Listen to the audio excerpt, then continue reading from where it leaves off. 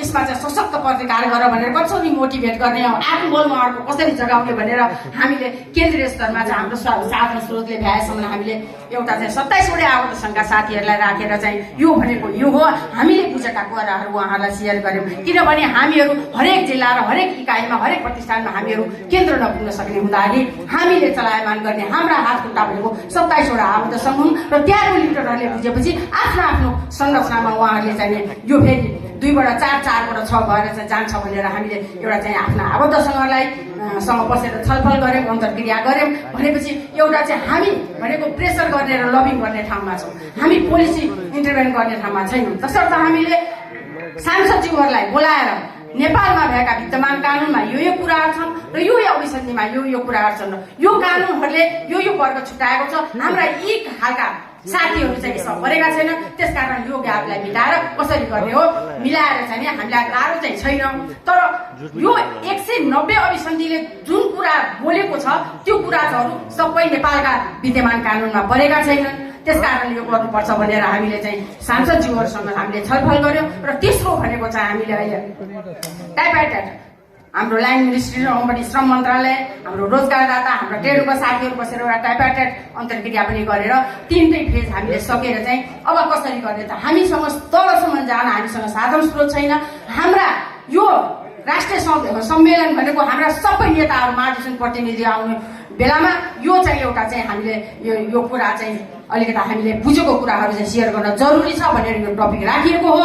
यहाँ महिला हिंसा भन्ने बित्तिकै महिला मात्रै आउँछ भन्दैन, यहाँ लैङ्गिक हिंसा भनेको छ, हरेक वर्गका लैङ्गिक हिंसामा परेका र दुर्व्यवहारमा परेका व्यक्तिहरू आउँछन्। आज पुरुषहरू पनि दिनानुदिन हिंसा र दुर्व्यवहारमा पर्ने स्थिति बढेको छ, यहाँहरूलाई थाहा छ, मैले भनिरहनु पर्दैन। तसर्थ हामीहरू मजदुर श्रमिक पक्षको साथीहरूले चाहिँ के एउटा एकदम संवेदनशील भएर सोच्न जरुरी छ भने हामीहरू यहाँ यो 190 मा के कुराहरू रहेछन् यो कुरा यहाँहरूले यदि बुझ्नु भएको छैन भने हामी नेपाल जन कङ्ग्रेसको अफिसमा डकुमेन्ट छ, यो लिएर जानुहोस् र यो लिएर तपाईँहरूका ग्रासरुटका साथीहरूलाई के भन्नुहोस् भने यदि तपाईँहरू काम गर्ने ठाउँमा असुरक्षित हुनुभयो, तपाईँहरूको मानसिकता चाहिँ भनौँ न अफिस जानै मन नलाग्ने कुनै कुराले कसैले कुनै कुराले टर्चर गरेर मानसिक शारीरिक कुनै पनि होस्, हिंसा भन्ने शारीरिक मात्रै हुँदैन। अहिले यहाँ आइसक्यो कुरा प्रतिवेदनमा हेराइको दृष्टिकोणमा पनि मान्छेलाई टर्चर हुन्छ, त्यस्तो किसिमको हिंसाहरू दुर्व्यवहारहरू तपाईँहरूले कार्यस्थलमा सहनुहुन्न भनेर मोटिभेट गर्नु, आत्मबल जगाउनु आफ्ना साथीहरूलाई र उहाँहरूलाई यो 190 अभिसन्धि जुन दिन हामीले चाहिँ पारित गर्नलाई नेपालको सरकार चाहिँ मान्दैन त्यो दिन हामी सम्पूर्ण पूर्व मेचीदेखि पश्चिम महाकालीका साथीहरू एक ढिक्का भएर हामी आन्दोलित हुनुपर्छ। किनभने कामको संसारमा आज बुढाबुढी र बच्चा अशक्त बाहेक सम्पूर्णले चाहिँ गरी खाने वर्ग हो यो र एउटा बत्ती काटेर पात काँसेर पनि श्रमिक दाजुभाइ दिदीबहिनीहरूले खाएका छन्। त्यो अनौपचारिक क्षेत्र र स्वरोजगार क्षेत्रलाई पनि यसले बकाइदा सम्बोधन गरेको छ। यो अभिसन्धिले तपाईँ घरमा काम गर्न निस्किएदेखि तपाईँ राति घर नफर्कुन्जेलसम्म यसले सुरक्षित अवस्था चाहिँ दिएको छ, यसको ग्यारेन्टी गरेको छ। तसर्थ कुनै पनि महिलामा अफिस जाँदाखेरि बाटोमा यातायातको ठाउँमा चाहिँ उसले हिंसा दुर्व्यवहार सहनु हुँदैन, उसले अफिसमा जाँदाखेरि भनौँ न हरेक अफिसको कार्यस्थलहरूमा ऊ हिंसा र दुर्व्यवहारमा पर्नु हुँदैन, घर फर्किन्जेलसम्मको सुरक्षाको अवस्था उसलाई प्रभावित हुनुपर्छ भनेर 190 अभिसन्धिले यसले चाहिँ कोड गरेको हुनाले यो हामीलाई अति जरुरी छ। कामको 7 घण्टालाई मात्रै यसले गरेको छैन र यसले चाहिँ महिला र पुरुष दुईटा वर्गलाई मात्रै गरेको छैन। अर्को कुरा यसले चाहिँ तपाईँको करारमा बसेको, कामको खोजीमा गएको, कामको सिलसिलामा तालिमको अवस्थामा हरेक वर्गको भने नि मैले चाहिँ गरी खान्छु, म केही गरी खान्छु भन्ने सोच आएपछि त्यो श्रमिक भयो, त्यो श्रमिकको पनि यसले ग्यारेन्टी गरेको हुनाले यो जरुरी छ। त्यस कारणले हामीले यसको लबिङ र प्रेसर गरिरहेछौँ। हामीले लाइन मिनिस्ट्रीमा जाँदाखेरि तपाईँहरू यत्रो कानुन नहुँदा यो किन अभिसन्धि हामीले लागू गर्नुपर्छ भन्ने कुरा आयो, हामीले स्पष्ट रूपमा भन्यौँ यो कुरा हुँदैन सर, यहाँ यो छ, त्यस कारणले यो गर्नुपर्छ भने उहाँहरू पनि पोजिटिभ हुनुहुन्छ। अहिले हाम्रो कृपा बस्नेतजीले भनिसक्नुभयो, अनवरत रूपमा हामी लागेका छौँ र यो अभिसन्धि पारित भइसकेपछि हामीले टाइपाइटेड रूपमा छलफल गरेर यसका नियमावलीहरू, यसका कार्यविधिहरू गरेर पहिलो प्रथम त आफूबाट सुध्रिनुपर्छ, हाम्रा दृष्टिकोण फराकिलो गर्नुपर्छ। हिंसामा महिला मात्रै पर्दैन, पुरुष पनि पर्न लागेका छन्, भोलि उसको संख्या बढ्छ, सम्पूर्ण साथीहरूको संख्या बढ्छ। त्यस कारणले यसलाई चाहिँ एउटा फराकिलो दृष्टिकोणले सम्पूर्ण श्रमजीवी साथीहरूले हेरिदिनु होला र भोलिको दिनमा यदि यसमा चाहिँ यो अभिसन्धि युएनको पक्ष राष्ट्र भएको र दिगो विकास लक्ष्यका 5 नम्बरमा चाहिँ लैङ्गिक समानताको पुरा भएको हुनाले यो हामी श्रमिकको सरोकारको विषय हो र भोलि हामी अन्ततोगत्ता सोसल जस्टिस सामाजिक न्यायको कुरा गर्छौँ। यसले नै प्रत्याभूति गर्छ श्रमिक वर्गको चाहिँ भनेर एकदमै महत्त्वपूर्ण हो। त्यो त्यसमा दुई मतै छैन। तर सट्ट सबै जाँदाखेरि ब्रेक लिएको हो कि यो नेक्स्ट इस्यु चाहिँ नि त्यति महत्त्वपूर्ण नभएको हो कि भन्ने पनि एउटा प्रश्न हामी सबैको आई थिङ्क सबैको मनमा पनि उठ्यो होइन। र किन हामीलाई महत्त्व छ त महत्त्वपूर्ण छ त मैले भन्दाखेरि म हजुरलाई तिनवटा किन मैले यो विभिन्न तालिमहरू गर्दै विभिन्न सङ्घ संस्था सरकारी गैर सरकारी पोलिसी मेकर्स पार्लिमेन्टेरियन्स पोलिटिसियन्स सिनियर पोलिटिसियन्सहरूसँग काम गर्दाखेरि यो हरेक क्षेत्रमा हुन्छ। हजुरलाई म तिनवटा उदाहरण मात्र एउटा व्यक्त गर्न चाहन्छु। एउटा धेरै वर्ष अगाडि महिला पोलिटिसियन्सहरू सिनियर महिला पोलिटिसियन्सहरूसँग ट्रेनिङ गरेका थिएँ जेन्डर बेस्ड भायोलेन्स किन। उहाँहरूले त्यति बेला के कुरा उठाउनु भएको थियो भने हाम्रो 2-3 घण्टाको सेसन मात्र थियो। उहाँहरूले भन्नुभएको थियो हामीलाई जति भायोलेन्स फेस गर्नुपर्ने हरेक क्षेत्रमा घरबाट निस्किनु पर्नेदेखि लिएर हाम्रो चाहिँ नि अरू पोलिटिसियन्सहरूसँग काम गर्नेदेखि लिएर कति भोग्नु परेको छ हामीलाई थाहा छ भनेर भन्नुभयो होइन। दोस्रो अर्को टोटली डिफ्रेन्ट क्षेत्रमा जाउँ हामी स्थानीय तहमा अथवा कम्युनिटी लेभलमै समुदायको स्तरमा गएर हेऱ्यौँ भने एकजना दैनिकी आफ्नो चाहिँ कमाउनलाई एकल महिलाले आफ्नो चाहिँ नि त्यो धागो काटेर त्यो धागो चाहिँ नि छोरीलाई दिएर त्यो जसका पुर्याउनु पर्ने हो मिडल पर्सनकोमा छोडेर जाऊ भन्दाखेरि त्यो छोरीलाई चाहिँ नि बलात्कृत हुनु परेको अवस्था पनि थियो होइन। भनेपछि त्यो पनि कार्यस्थलै हो, एकातिर अर्को पनि कार्यस्थलै हो। भनेपछि ठुल्ठुलो गैर सरकारी संस्था अन्तर्राष्ट्रिय गैर सरकारी संस्था जो हाम्रै नेपालमा चाहिँ कार्यरत छ अथवा गैर सरकारी एनजिओजहरू जो हामी यसमा लागेर एक्टिभिस्टहरू छौँ त्यहाँ पनि युएन संस्थाहरू त्यहाँ पनि कम छैन होइन हिंसा। र हामीले हिंसा अगेन अहिलेको कुरा आइसक्यो खालि यौन दुर्व्यवहार भनेर हामीले चाहिँ जुन सोचाइ छ एउटा सेक्सुअली त्यहाँ चाहिँ नि अब्युज गरेको भनेर त्यो मात्र होइन। त्यहाँ चाहिँ नि हेराइदेखि लिएर छुवाइदेखि लिएर गाला चिमटाइदेखि लिएर त्यहाँ चाहिँ नि रातभर चाहिँ नि सेक्सटिङ जस्तो गर्नेदेखि लिएर झन् अहिले सोसियल मिडियाले त यति अप्ठ्यारो पारिदिएको छ कि गएर प्रहरीका भन्न गयो भने पनि आफ्नो क्यारेक्टर असासिनेसन हुन्छ भन्ने डरले गर्दाखेरि बोल्न नसक्ने अवस्था पनि आएको छ। र कतिले चाहिँ आफ्नो रोजगारी गुमाउनु पर्ने अवस्था त्यसले गर्दाखेरि म बोल्न सक्दिनँ मेरो भोलि जीविका पनि त्यो चाहिँ नि आउँदैन भनेर चुप रहेर बस्नुपर्ने अवस्था छ। सो त्यो ब्याकग्राउन्डलाई हेर्दाखेरि हामीले हजुरको जुन यस्तो महत्त्वपूर्ण पोजिसनमा हुनुहुन्छ र अहिले उहाँ म्याडम राठौरजीले पनि भन्नुभयो जस्तो लबी हजुरले गर्न सक्नुहुन्छ जसरी प्रेसर गर्न सक्नुहुन्छ हजुरले चाहिँ नि र हामीले पनि कसलाई कस्तो प्रकारको हिंसा परेको छ हामीले देख्न सक्छौँ त। प्रमुख अतिथिज्यू सम्मान्य प्रधानमन्त्री एवं नेपाली कांग्रेसका आदरणीय सभापति शेरबहादुर देउवाज्यू प्रमुख अतिथिताको लागि मञ्चमा प्रवेश गर्दैछ। म हात ताली बजाएर फेरि एकपल्ट सबैले जोरदार तालीबाट स्वागत गर्छु र म उहाँलाई प्रमुख अतिथिता ग्रहण गरिदिनुलाई पनि अनुरोध गर्दछु। र त्यसै गरी आदर्श पुष्कर आचार्यज्यूबाट उहाँलाई स्वागत गरिदिनु अनुरोध गर्दछु। नेपालका मजदुरहरू कोभिड भएर दुःख पाएको समयमा पूर्वदेखि पश्चिमसम्म हिँडेर गइरहेको अवस्थामा नेपाल ट्रेड कङ्ग्रेसले राहतको रूपमा 12,50,000 मात्र वितरण गर्न सक्यो भन्ने त्यो अगाडि पेजमा देखिने र ब्याङ्कमा कति पैसा छ भन्दा 1,86,83,00,000 त्यो भएको कारणले यो मजदुरको लागि प्रयोग गर्न जम्मा गरिएको पैसा हो कि मजदुरको संस्थालाई बढाउनलाई हो कि दुःख पाएर मजदुरी नपाउने र ब्याङ्कमा मात्रै जम्मा गर्ने एक सेक्टरमा पैसा लगानी गर्नुपर्ने हुन्छ भन्दै मेरो विचार यही कुराहरू सुझाव। अहिले यो यहाँ हाम्रो साथीहरू हुन्छ मेरो 2-3वटा कुरा छ मैले आफैले भोगेको आफैलाई परेको कुरा म राख्न चाहन्छु। हाम्रो साथीहरू ट्रेड युनियनसँग आबद्ध बस्ने यहाँ हलमा अथवा श्रमिकहरू भेला हुँदा चाहिँ श्रमिकका मुद्दा उठाउने, श्रमका नेतृत्व बन्ने। तर यहाँबाट कुनै संस्थामा गयो भने, बस्यो भने चाहिँ त्यहाँ चाहिँ मालिक बन्ने, यो परम्परा चाहिँ हुनु। यो द्वैत चरित्र राखेर श्रमिक नेता बन्नु हुँदैन। श्रमिक नेता बन्ने हो भने हामी जहाँसुकै प्रतिनिधि गरे पनि हामी श्रमिक नेताकै रूपमा प्रतिनिधित्व गर्नुपर्छ र श्रमिकका कुरालाई चाहिँ सुन्नुपर्छ र बोल्ने बानी गर्नुपर्छ भन्ने मेरो अनुरोध छ। मैले भोगेको कुरा, मैले देखेको कुरा मैले भने। अर्को कुरा चाहिँ यो हामी सिबिए चुनावहरू लड्छौँ, जित्छौँ, तर जितिसकेपछि त्यसको ट्रेड युनियन काङ्ग्रेसमा केही औचित्य छैन।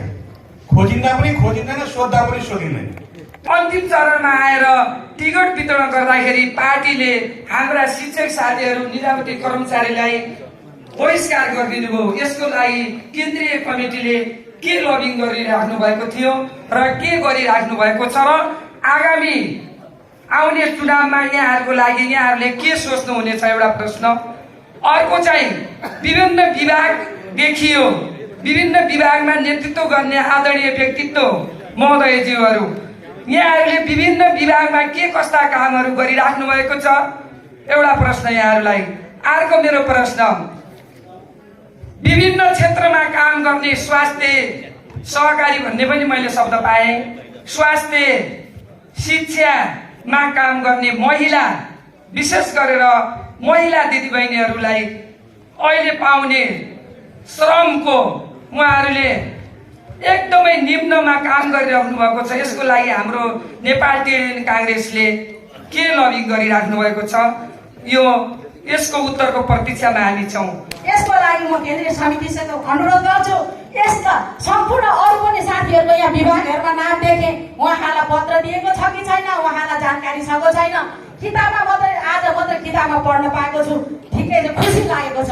आज म राष्ट्रिय समितिलाई धन्यवाद दिन्छु।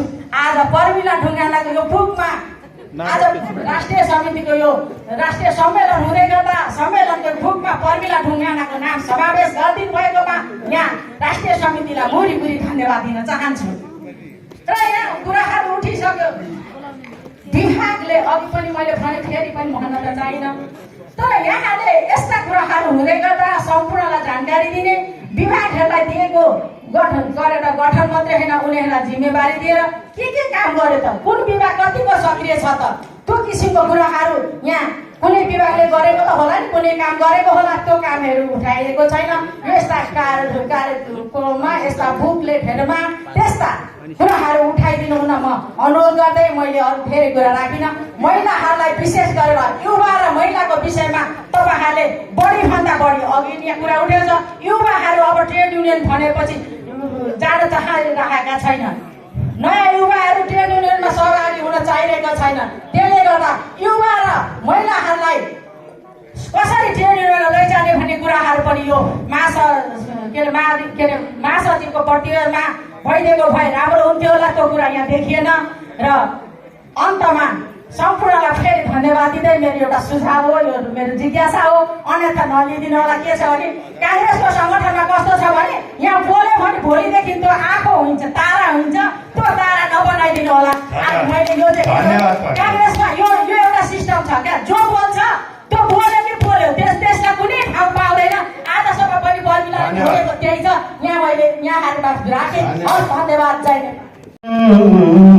नयाँ नेपाल हेर्ने हाम्रो धोको भयो अधुरो, नयाँ नेपाल हेर्ने हाम्रो धोको भयो अधुरो, केपी बाले देश बिगारे सुन्ने मधुरो, केपी बाले देश बिगारे सुन्ने मधुरो, ट्रेड युनियन काङ्ग्रेस आयो मनमा आशा पलायो, ट्रेड युनियन काङ्ग्रेस आयो मनमा आशा पलायो, काङ्ग्रेसले देश बनाउने मिसन चलायो, काङ्ग्रेसले देश बनाउने मिसन चलायो।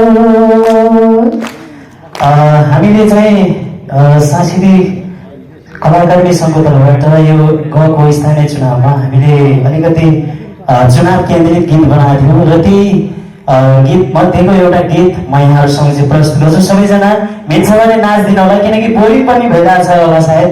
यहाँहरू सबैजनाले ताली बजाएर नाचेर साथ दिनु होला भन्दै बाँकी गीतबाटै म्युजिक ट्र्याक प्ले गरिदिनु होला। हाम्रो अध्यक्ष डिबी गुरुङज्यूलाई सम्झिन चाहन्छु।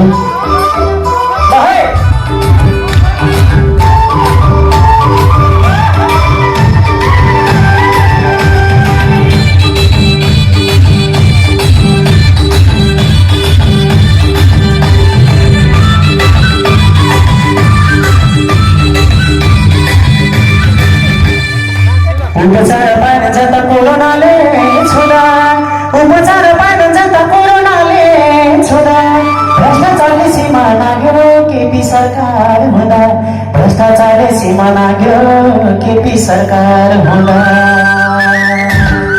दुई तिहाईको सरकार ढाल्ने के नगर्ने फेरि भोट हाल्ने, दुई तिहाईको सरकार ढाल्ने के नगर्ने फेरि भोट हाल्ने, यस्तै यस्तै सरकार पाउन रुचिनमा नबिर्सौँ छाप लाउन, यस्तै यस्तै सरकार पाउन रुचिनमा नबिर्सौँ छाप लाउन। एकजना दाइले नाच्दा पाछ है, दाइ उता दिदी सबैजनाको ताली बजाउनु पर्यो है।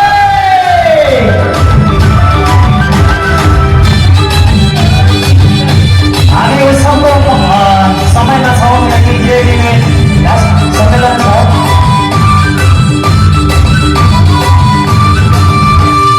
उफ्री उफ्री ल्याउँछु भन्थ्यो पानी जहाज लिएर, उफ्री उफ्री ल्याउँछु भन्थ्यो पानी जहाज लिएर, हाकी देखाइहाले ओ कमिसनको खेल, हाकी देखाइहाले ओ कमिसनको खेल, घुसखोरीलाई घरैमा पाल्ने के नाताले फेरि भोट हाल्ने, घुसखोरीलाई घरैमा पाल्ने के नाताले फेरि भोट हाल्ने, देशमा सुख समृद्धि छाउन रुचिनमा नबिर्सौँ छाप लाउन, यस्तै यस्तै सरकार पाउन रुचिनमा नबिर्सौँ छाप लाउन। सबैजनाको ताली अझै बजेको छैन है।